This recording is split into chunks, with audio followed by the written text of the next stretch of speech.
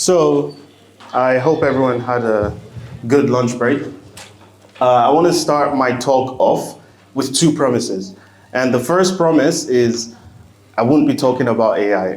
Like, fortunately or unfortunately, I won't be talking about AI. And the second promise is, and I think this makes it better, I'll be talking about how to make money since a lot of people have been waiting for that. So yeah, the talk that I'll be giving today is about SEO mostly, but not really just SEO. I'm mostly talking about how to grow your startup through organic means. So if you don't have the budget to spend on advertising, then this talk will be the best for you, right? So with a quick question, let's begin with you. Sorry. Yeah, let's begin with you. Does anyone, like by a quick show of hands, does anyone have a business they're working on or a side project that you're looking for users for or customers? Just, okay, so I see a few people. That's great, a lot of entrepreneurs here. Then the talk will be amazing. So can you raise your hands again? Let's use someone as a case study. Okay, so you in the front, what project are you currently working on? For this context, I would just say the word that's particularly not. So basically, working on a centralized information system. Okay. So basically, what it does is have the right information at the right time. So I know most people here don't know about the constitution of the country. They don't really know. They're used to it. They really literally don't know how to walk through the island. Okay. The solution used to be a very detailed walkthrough in how to get this, what the information says, what the constitution, what the housing policy. That's the right information. Okay, that sounds really interesting. And what's your method of making money from it, basically? How do you plan to monetize it?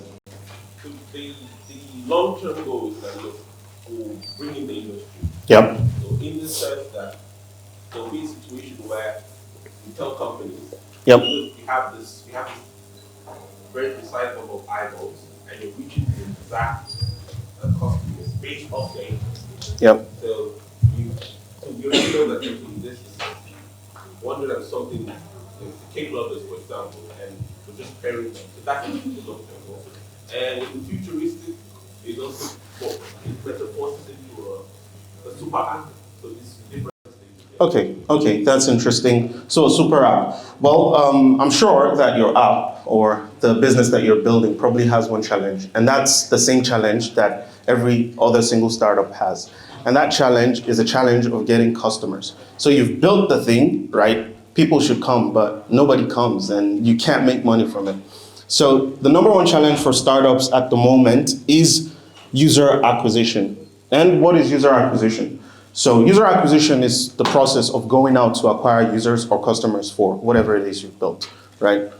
And around 70% of the budget of VC-funded startups goes back to Facebook and Google for advertisement. So when you are a VC-backed startup, what VC means, by the way, is venture capitalist. So if you have funding from a venture capitalist firm, it's most likely you're spending 70% of your funding on advertisement just to acquire users.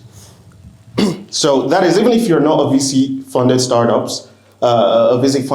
it means that you're spending 70% of your hard-earned cash, maybe from your job or something, just to acquire users. And the problem is that right now, you might not even be able to do that anymore. And the reason is because, you see, before COVID hit, right? All right, we're on YouTube. I don't know if I should say that, if I should say COVID or not. But before the cough, in 2019, it cost around 50% of what it currently costs to get a single customer if you're selling anything on Google. So let's say it costs you $20 to acquire a customer back in 2019. Right now, it probably costs you around $40 to acquire the same customer, which has made a lot of business models and businesses extremely unprofitable. And because of this, right, because of this issue, no, actually, before that, why the increase? So what has caused this increase in the past few years? The reason is because during the pandemic, right, a lot of people decided that they're now entrepreneurs and decided to start business and decided to start playing in this marketplace of acquiring customers. And a lot of them also had money. So there was stimulus from like the US government to a lot of US citizens. So a lot of people started businesses with those stimuluses. And that caused advertising to go up because everybody was now advertising something on Facebook or on Google, and everybody had a business, right? So basically the word is competition. The increase in competition means that these platforms like Facebook and Google, they see that startups or people in general are willing to pay more. So they've decided to increase the price to get a customer since there is more demand for that service. And in order to compete, many startups have shifted to different methods of acquiring users. So many startups, like whatever startup it is you're working on should be doing as well, have shifted from paying Google just CPC ads or paying Facebook for marketing to finding cheaper ways of acquiring customers. Because after all, if it costs you $20 to make something and you sell it for $40, but it costs you another $20 to acquire a customer, you're not making any profit. So you need to find cheaper ways of acquiring customers, right? And for me, this challenge kind of led me to, through building my own product, find better methods, basically. And I have found better methods to acquire users, and I'll show you proof of that in my talk shortly. But these better methods, they're not only cheap, but they're free. I mean, what can beat free, right? Before we get into that, who am I? Just a quick brief on who I am. I was actually speaking here last year, and I was talking about a startup that I built during that time called Pushlab Wholesale, which was an Amazon product research tool, which I have since then sold. I sold the company just 2 months ago. But yeah, before that, actually, I'm a software developer. I taught myself how to code at the age of 11, and since then, it's currently 2014, probably around 15 years now. I have since then had a great career working for large companies like Excellent Audio, Sugar Labs, and Proxify.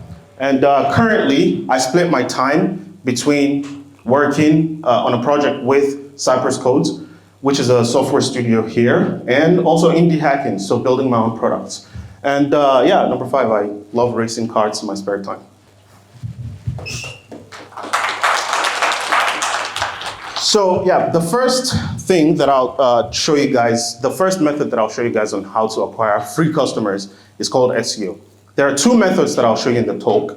The first one is SEO, which means search engine optimization.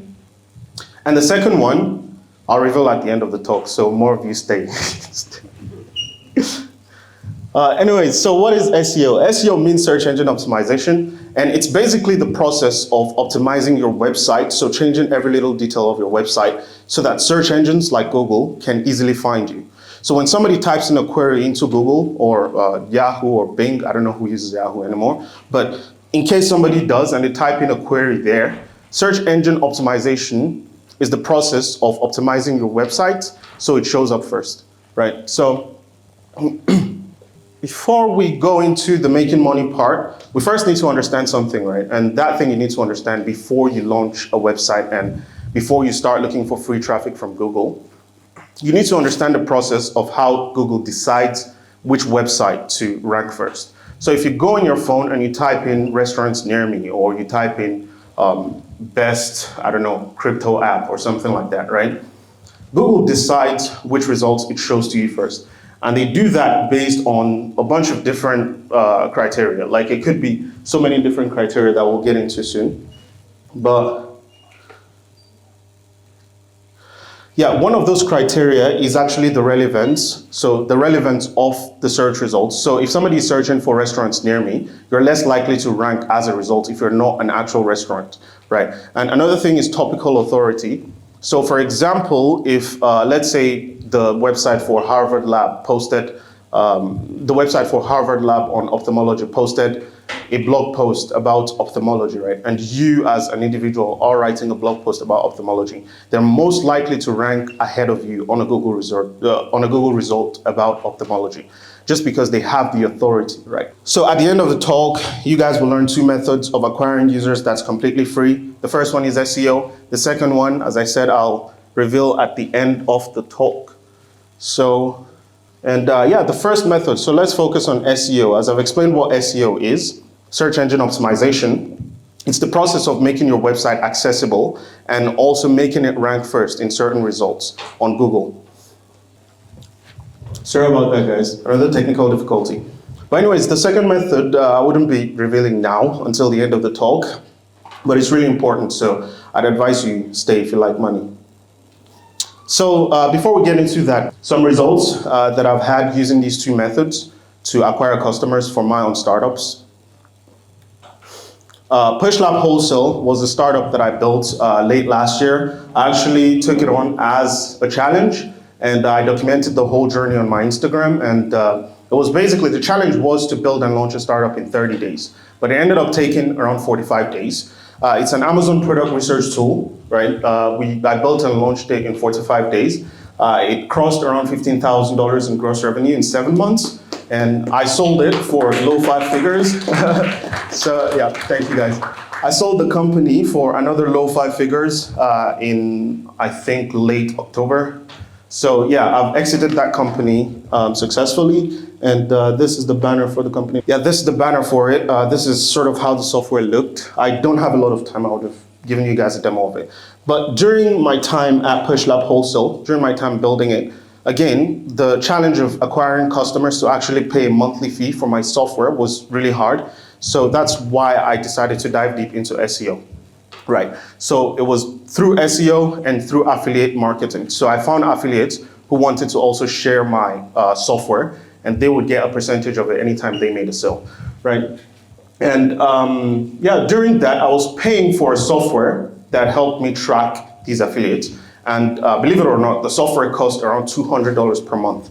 So one day I woke up, you know, crazy me, and I decided to build something to solve that problem. But before we get into that, this is actually my, it's called Google Search Console. Basically, it's a place where you can put in your website and you can basically analyze how much traffic you're getting from Google. So what you can see on the screen is the amount of traffic that I was able to get from Google in the last 12 months, which I would have otherwise paid for to Google or Facebook to get those customers, right? So there was 1.3 thousand total clicks, that's 1,300 clicks, and there was around 101 impressions, right? So all this was free traffic from Google. I didn't have to pay for this. I just ranked for keywords when people were searching for Amazon product research tool, or when they were searching for solutions that had to do with Amazon directly. So after selling Pushlab Wholesale, I decided to build another company called Pushlab Growth. So I actually started building this while I was still running Pushlab Wholesale. And the reason was because, as I said, I was paying $200 a month at the time for affiliate marketing and tracking software, which I thought was excessive. So I decided to build something myself. And a month and a half later, I thought it was actually going to take a week or 2 weeks, but it was like a 2-month project rather. Yeah, I built Pushlab Growth, launched it in 1.5 months. And it's basically an affiliate marketing software that you can plug and play directly into your business, and it helps you track affiliates. What affiliates are basically people that help you promote your software, but the catch is they promote it for free until they make a sale. So it's actually free marketing for you. Like, you don't have to pay them before they make a sale. You just pay them a commission of the sale. So my software, my new software company, does the tracking for this affiliate, basically. So with Pushlab Growth, my current startup, I was able to grow that to 341,000 impressions in just a little under 3 months from Google. And that's all free traffic, and around 2,104 clicks from Google as well. All free traffic, and most of them did actually convert, a lot of them, sorry, did convert into paying users. And so far, it's an affiliate marketing software built and launched in 1.5 months. I already spoke about that. It's only been 4 months since I launched Pushlab Growth, the affiliate marketing software. We've already crossed $17,000 in gross revenue, and that's only in 4 months, just through SEO. And it's through SEO and also selling lifetime plans. Thank you. It's mostly, well, like 30% of that is through SEO, and 70% is because I decided to start selling lifetime plans. And I partnered with a company called AppSumo, and they basically helped me just sell these lifetime plans to people. So now to the good part. How do you actually get these results yourself? Before you get to that, right, before you start getting these results, a pathway to getting the results is actually understanding how Google decides to rank your page. So if you want Google to rank your page for the For example, my friend, your business, right? What would be a search term people would put into Google if they were trying to find your business? I think people feel like, what's the first one? Something like, how do I do something particular to North Cyprus? Student related. Like, how do I do my residence permit in North Cyprus? So when somebody goes into Google and searches, how do I do my residence permit in North Cyprus, right? It's most likely, if your site is new, it's most likely it's not going to be the first result. What are those sites at the top doing to be the first results? Does anyone have an idea? Yeah, please. Maybe there are some governmental sites or something that mentioned lots of times in the other sites. Yeah. So that's right. Maybe they have topical authority on the topic. Please go on. Backlinks, that's a very good thing. I'll get into that shortly. So somebody mentioned topical authority as being a way of Google ranking these pages. So a website that has a lot of authority on that topic, for example, if the police posts about if they write a blog post about how to get your residence permit done in North Cyprus, Google probably sees that as a factor that, yes, I should be ranking these people at the top because they have a lot of authority on the subject. And also backlinks is something that's very correct that somebody else mentioned, but I'll explain a bit about it later on because it's very technical. But the basics are relevance, right? Firstly, the content on your website needs to be relevant to the topic that person is searching for. So you need to write topics that somebody who's searching for how to do my residence permit in Cyprus is going to go to a page and they will be fulfilled with the result they get on that page. So they will have good information from that page, right? And then the second way is topical authority. So the second one is topical authority, which I've explained a bit on. And the third one is backlinks. So what backlinks are websites that link to your website. So if a website that has a lot of topical authority on the project, on the topic, links back to your website, Google sees that as a factor, right? That your website is probably also relevant and has a lot of authority in the space. So depending on the amount of backlinks that you can get to link back to your website from relevant and high authority websites, it also determines what position you will appear in those Google search results, right? And then the fourth thing that's not very popular, that a lot of people actually don't know, is click-through rate. So your content, so that's the title of your website and the description, has to actually signal to the person who's making the search that they will get the right information when they go here. So they should click on a higher percentage. Click-through rates is basically the percentage of people who clicked to your website compared to the percentage of people who actually saw it. So if you have like 400 people seeing the website and 4 people click, that's a 1% click-through rate. Another way, the fifth one I believe, is product-led growth philosophy for backlinks. Why I added this in, it's a bit complicated, but I decided to add it in because it's something that I'm currently doing for Pushlab Growth actually. So there's something called product-led growth philosophy, and that's basically when you're building a product, you should build it with growth in mind. So for example, when you're building a product where, let's say it's a social product, you should probably add a way for people to invite their friends, right? That will enable you to grow. And secondly, people don't use apps that their friends are not on or people that they want to interact with are not on. So the idea is to build things in your product that grows it by itself. With Pushlab Growth, one thing that I've done to do this was to do product-led growth philosophy is to actually include a backlink. When somebody creates an affiliate program on our platform, right, the nature of the product is that they will want to share it because obviously they want to get affiliates. So most likely they will have a link on their website that links back to their affiliate program, which is hosted on my website. So that counts as a backlink from Google because on their sites, they'll have something like refer customers to us or refer and earn 50%. So I'm sure you've seen that in apps before, right? And people who use, sorry, I'll get to it at the end. All right, but people who use Pushlab Growth to create their affiliate program, they usually add those badges on their site that says refer a customer and earn 50% or whatever, and it counts as a backlink to my product. The sixth thing is called link juice. What link juice is basically is each page has a specific rating by Google. So Google crawls through all the pages on the internet and they give it a specific rating. They've been caught lying many times about this, but it's true. They have a specific rating for a website. And what link juice is basically is the amount of authority or the amount of rating that a backlink passes to the page it's linking.